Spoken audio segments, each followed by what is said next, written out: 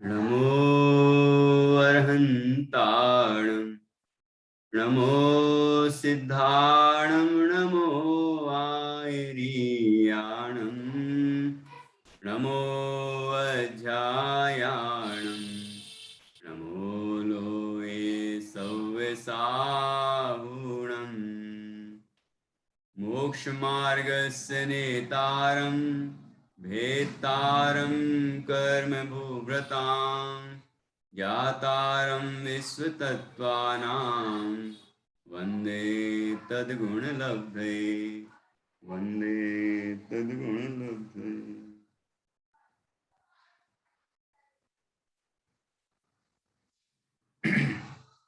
आचार्य श्री उमास्वामी द्वारा रचित यह तत्वार्थ सूत्र ग्रंथ है और इसका तीसरा अध्याय चल रहा है, जिसमें आज हम 10वें सूत्र से आगे बढ़ेंगे।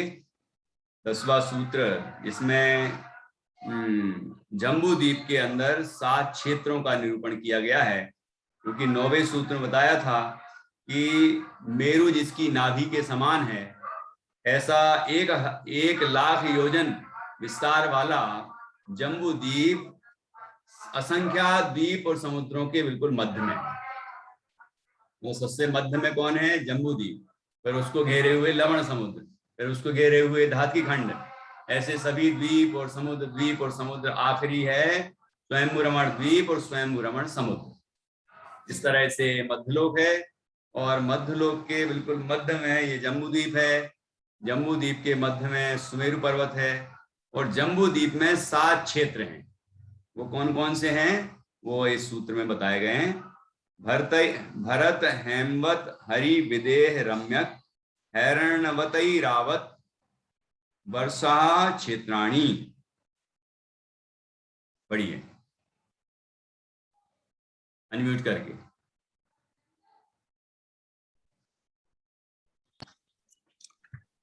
भरत हेमवत हरि विदेह रम्यक हैरणवतई रावत, वो आई की मात्रा भी है ना। वतई रावत वतई रावत वतई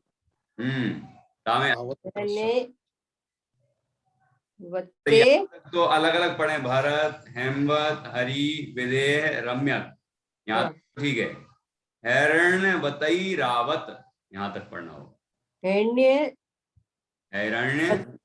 हैरण्यवतई रावत वर्षा क्षेत्राणि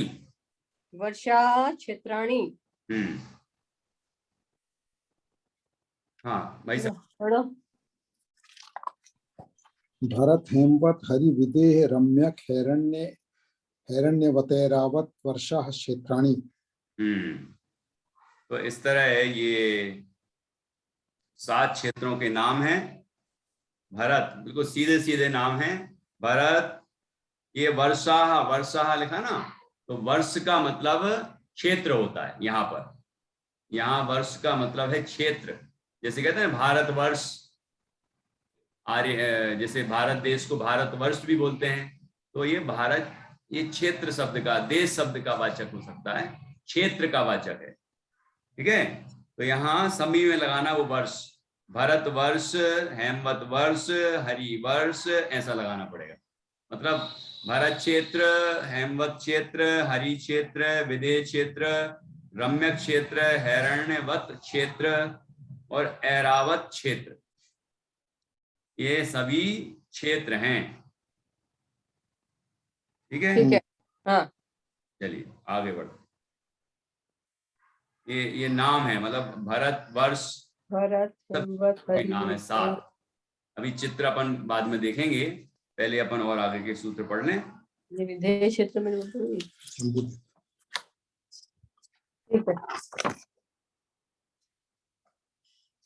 तद्विभाजिना पूर्वापरायता हिमवन महाहिमवन निषद नील रुक्मी शिखरिणी वर्ष धर पर्वता।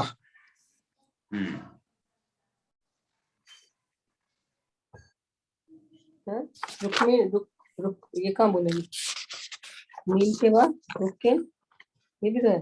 तद विभाजिनः तद क्या है ये? तद विभाजिनः पूर्वापरायता हिमवत महाहिमवत निषद नील रुक्मी शिखरिणो वर्षधर पर्वतः।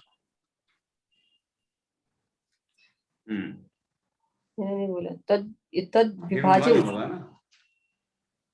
एक सेकंड, ये त में द है और व है तो क्या हाँ, बनेगा? तद विभाजनः, तद विभाजन, तद विभाजनः, विभाजिनः। तद विभाजन। हाँ, तद पूर्वापरायता पूर्वापरायता हिमवन ना है भाई साहब, संधि विच्छेद करेंगे तो हिमवत बनेगा, लेकिन हिमवन तो हिमवन निषद महाहिमवन, महाहिमवन महाहिमवन।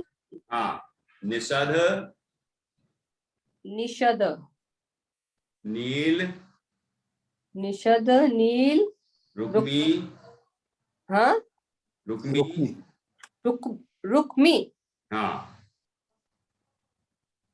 शिखरिणो, शिखरिणो वर्षधर शिखरिणो, पर्वतः। शिखरिणो हाँ, वर्षधर पर्वतः। वर्षधर पर्वतः। ठीक है, फिर से पढ़ लीजिए। हाँ फिर से पढ़ लेते हैं। तद विभाजिनः पूर्वापरायता हिमवन महाहिमवन निषद नील रुक्मिम रुक्मी, रुक्मी रुक्मी शिखरिणो वर्षधर पर्वतः। ठीक है। और ऐसे ही तो यहाँ लिखा है तद विभाजना, उसको विभाजित करते हैं, मतलब जो जो क्षेत्रों, 7 क्षेत्रों की बात की ना, उनको करते हैं पूर्वापरायता, ये पूर्व से पश्चिम की ओर, पूर्व से पश्चिम की ओर कौन कौन से? हिमवन, महाहिमवन, निषद, नील, रुक्मी, शिखरी, है ना, ये 6 पर्वतों के नाम है। शिखरिण बोलेंगे कि शिखरी बोलेंगे?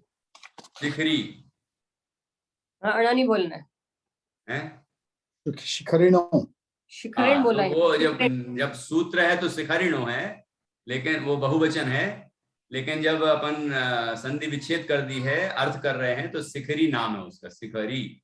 नहीं है, शिखरी नहीं है, शिखरी नाम है, शिखरी है ना।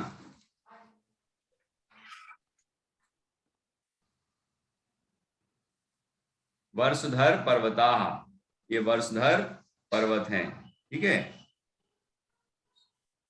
वर्ष को, क्षेत्र को धारण करने वाले, क्षेत्र से संबंधित ये पर्वत हैं, 6 पर्वत हैं, ठीक है।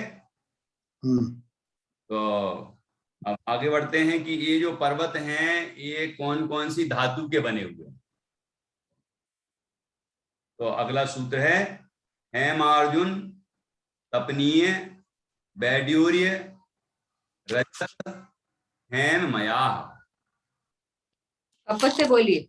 हेमार्जुन, हेमार्जुन, तपनीय, तपनीय, तपनीय, वैडूर्य, हाँ वैडूर्य, वैडूर्य, राकी पहले बोलेंगे, फिर यह आधा है, फिर यह है, वैडूर्य,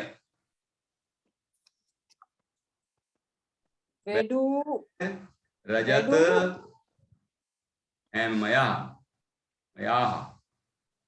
ये नहीं समझ में आया, वेडू ये कैसे बोलेंगे? वेडू, वैडूर्य, वैडूर्य, वैडूर्य, हाँ ऐसे बोलेंगे। हाँ, वैडूर्य, हाँ ऐसे। हाँ, पर रिय तो नहीं है, र तो है ऊपर में, तो रा है तो ना, र बोलना है। वैडूर्य, वैडूर्य, वैडूर्य, वैडूर्य, वैडूर्य, रिय नहीं बोलना, वैडूर्य, वैडूर्य। वो आधा या भी तो है, एक ही तो है यह, रा के बाद आधा या और फिर या, नहीं एक ही रहा या है हमारे पास तो।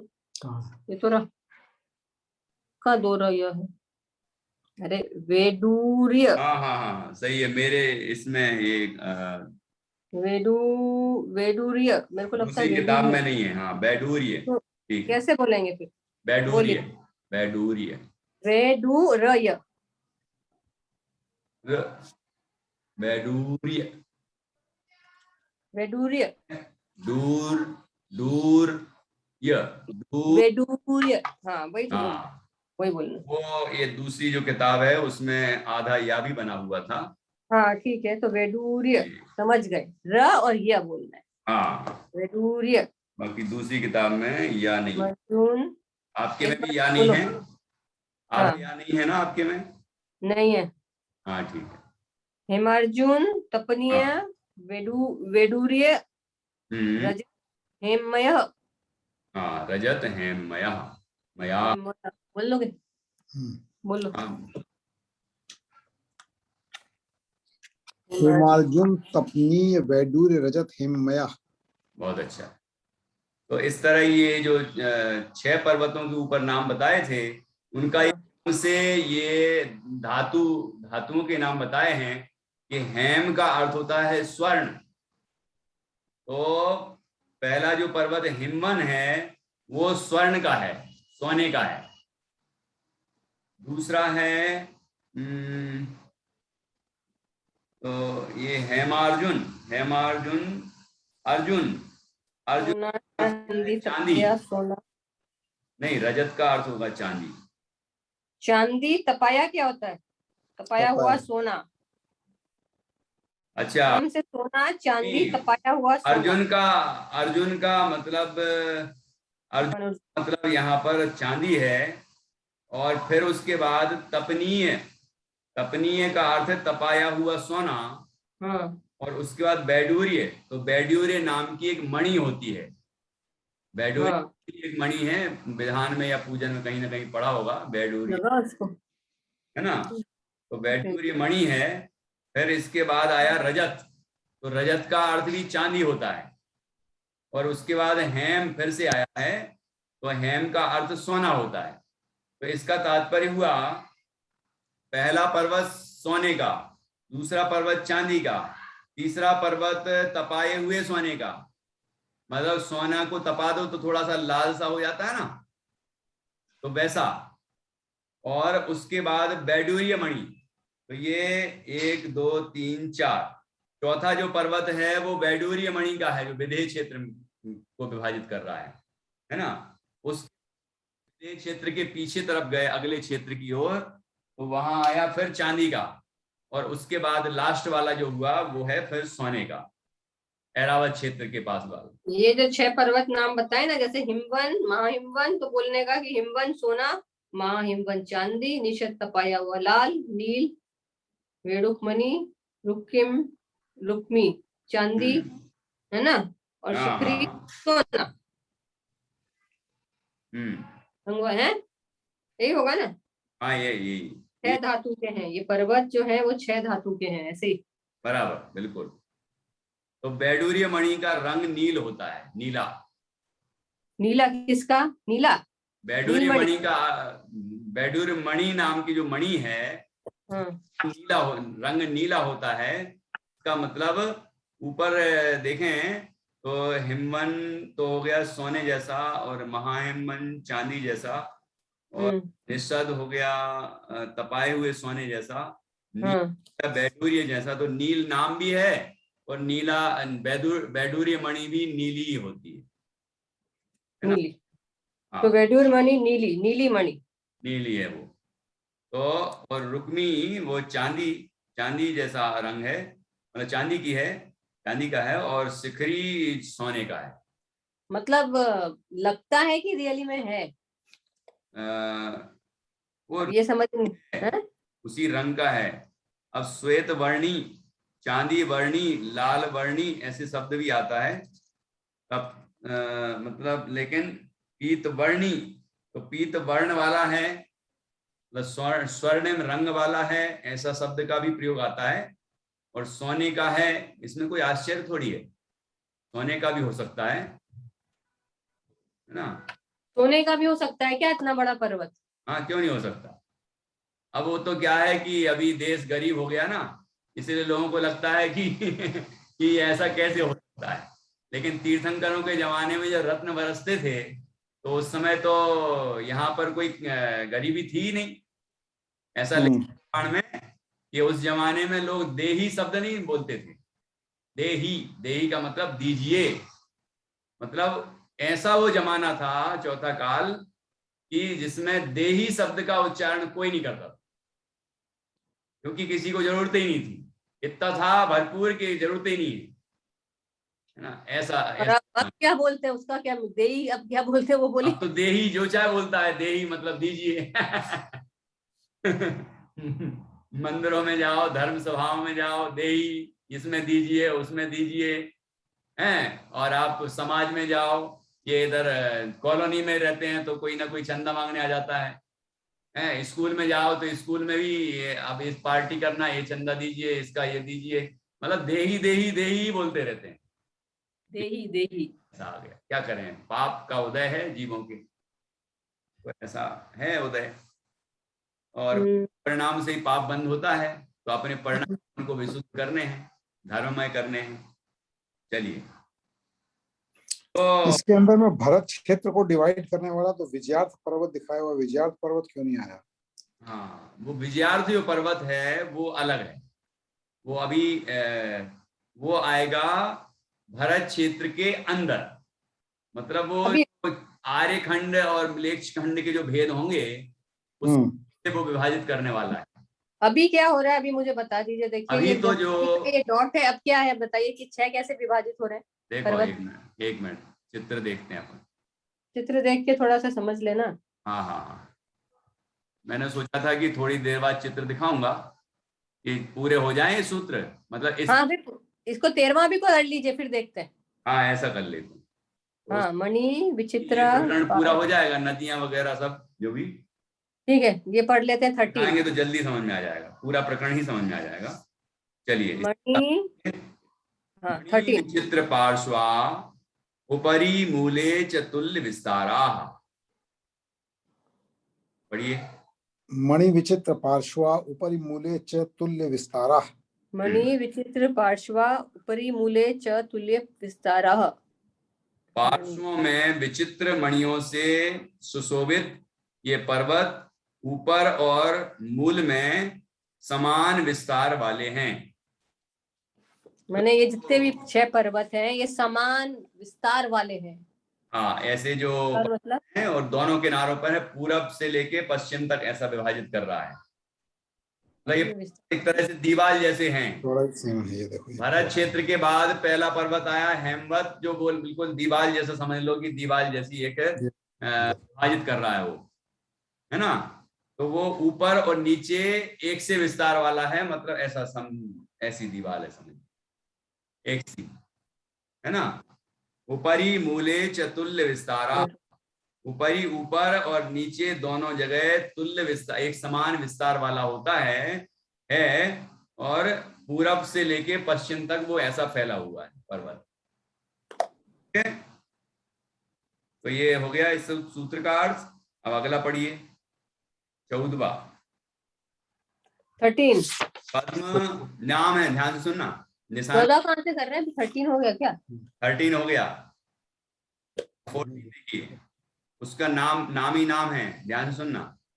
14वां पद्म महापद्म केसरी महापुंडरीक पुंडरीका हृदास तेसा मुपरी।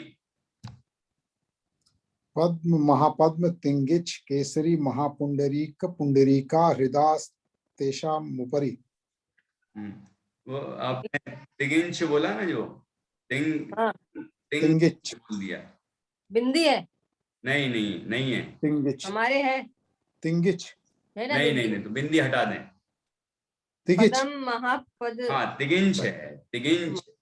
गापर बिंदी भी नहीं है, गा के बाद वो न्या है, न्या, तो वहां तो अपन उच्चारण कर ही रहे हैं, लेकिन ता में छोटी की ऊपर मात्रा के ऊपर आप बिंदी का उच्चारण कर रहे हैं। ग के ऊपर में बिंदी है तो नहीं लगाना, वो हटा दो। वो क्या बोलेंगे? है तिगिंच है, गिंच। गापर बिंदी, हिंदी में गापर बिंदी है, लेकिन वो संस्कृत में तो ञा है, ञा। अरे नहीं समझ में आ रहा है हमको, तो आप पढ़ के बोलिए।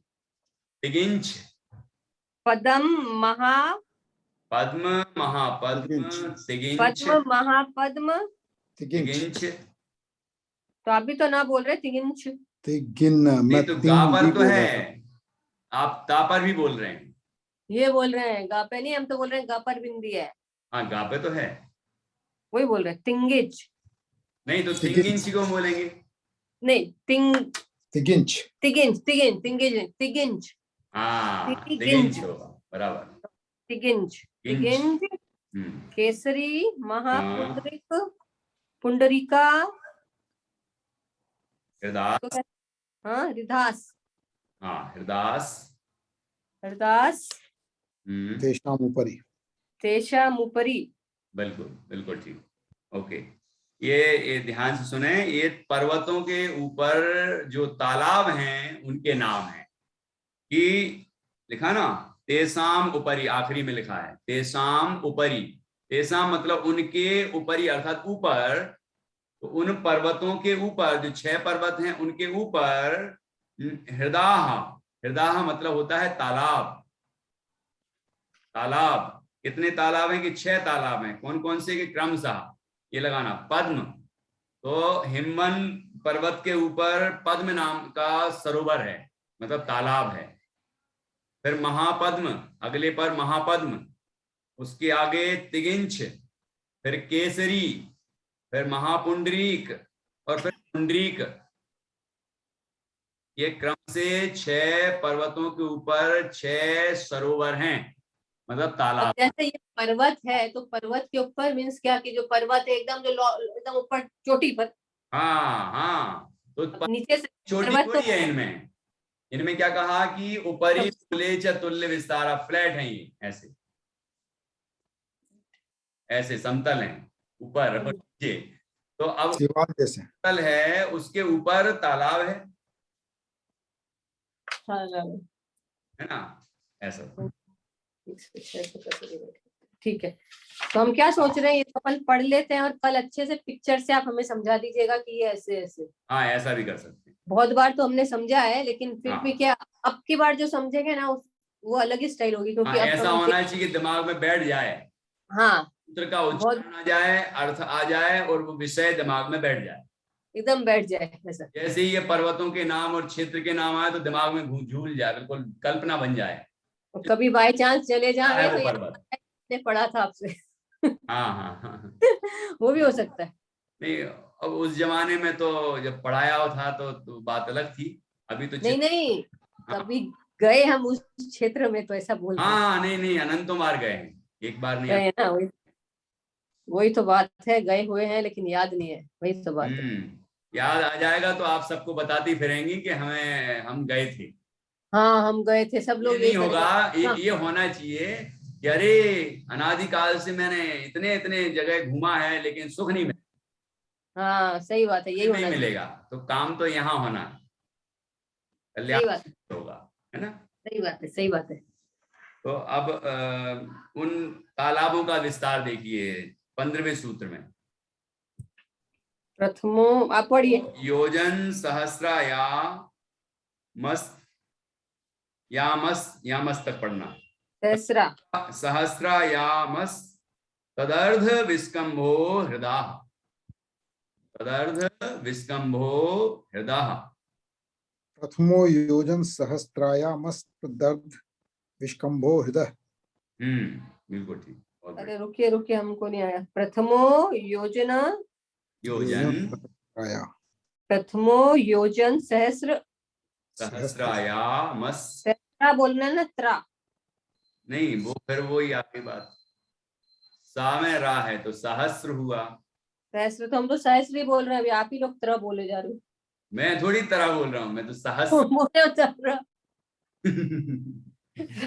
प्रथमो योजन हाँ सहस्र, सहस्र ठीक है ना। हाँ, सहस्राया सहस्रा या सहस्रा, मस, सहस्रा, यामस, सहस्रा सहस्रायामस, यामस्त, यामस्य। यामस तक पढ़े, यामस। ओके, यामस मतलब स तक पढ़ना है क्या? हाँ, सा तक पढ़ना। यामस्य यामस, यामस यामस हाँ, तदर्ध विष्कंभो हृदय आगे त द दर्द तदर्थ, तदर्थ, तदर्थ, तदर्थ त और द और फिर द में र है।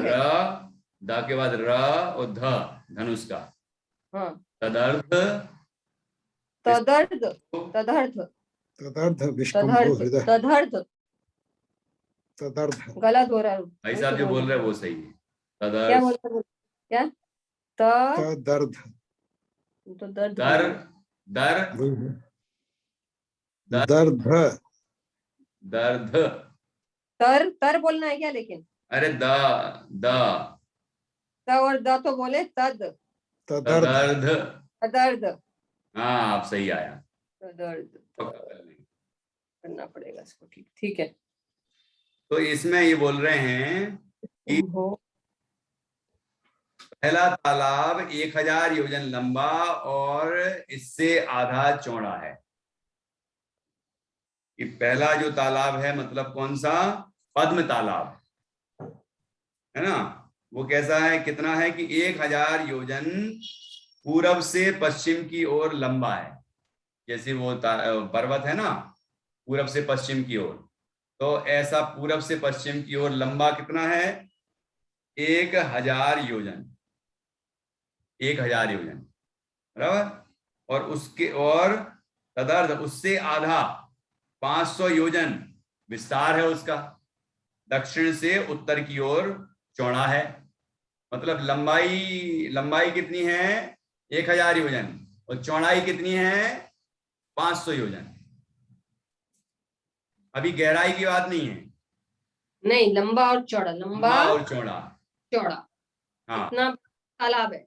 हाँ, 1000 योजन लंबा लंबा और 500 योजन चौड़ा। आपका जैसे घर है, फ्लैट है, तो लंबाई मतलब बनेगा तो ऐसे ही स्क्वायर में, मतलब आयत में मतलब क्या बोलेंगे, रेक्टेंगल, रेक्टेंगल से बनेगा। तो उसमें 1000 योजन तो हो गया लंबा दोनों तरफ, है ना। हाँ। रेखाएं मतलब ऐसे में, पूरब से पश्चिम और उत्तर से दक्षिण, तो वो हो गया चौड़ा, तो वो हो गया 500 योजन, 1000 500। इस तरह पहले तालाब की बताई। अब आगे, और इसी की अवगाहना कितनी है ना? आपका समय हो गया क्या? नहीं तो एक दो और पढ़ लेंगे। नहीं, हो गया हो गया। हाँ। अपन इसकी अवगाहना कितनी है, मतलब गहराई कितनी है, वो अगले सूत्र में बताइए, पढ़ लेते हैं 1 मिनट में। 10 योजना अवगाह, 10 योजना अवगाहा, कि उसकी जो गहराई है पहले सरोवर की, वो 10 योजन है। कि 1000 योजन लंबा, 500 योजन चौड़ा, और 1000 योजन नहीं, 10 योजन गहरा, 10 योजन गहरा। इस तरह से ये पहला तालाब है। इसके आगे एक सूत्र में आ जाएगा बाकी के कितने कैसे क्या हैं, लेकिन दुगने दुगने विस्तार वाले अगले अगले पर्वत पर कल पढ़ लेंगे और फिर उसका आगे अपन कल पढ़ लेंगे और चित्र भी देखेंगे, तो इमेज बन जाएगी उसकी। ठीक है, हो गया आज का आधा घंटा। आज अपने 16 तक। ठीक है, चलिए काय उत्सर्ग करेंगे 9 बार नमो।